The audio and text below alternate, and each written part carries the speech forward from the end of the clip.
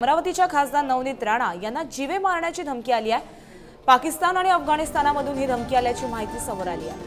नवनीत राणांना व्हॉट्सअपवरती क्लिप पाठवून ही धमकी पाठवण्यात आली आहे। ओबीसींवर टीका केल्यानंतर धमकी आल्याची माहिती रवी राणांनी दिली आहे। ओवैसी आणि पाकिस्तान कनेक्शन असल्याचं रवी राणा यांचे संकेत आहे।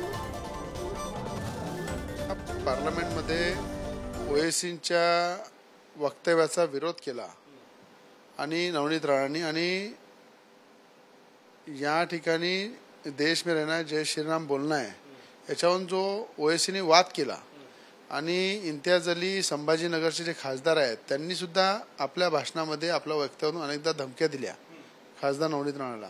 त्याच्यानंतर अनेक बेनामी कॉल व्हॉट्सअप मेसेज पण आता सरळ पाकिस्तानवरून फोन येणं आणि देशामध्ये बॉम्बस्फोट करू तुम्हाला उडवून टाकू मोठमोठ्या नेत्यांची नावं घेणं या संदर्भात रश्मी शुक्ला मॅडम ज्या डीजी आहे त्यांना सगळी आम्ही माहिती दिली।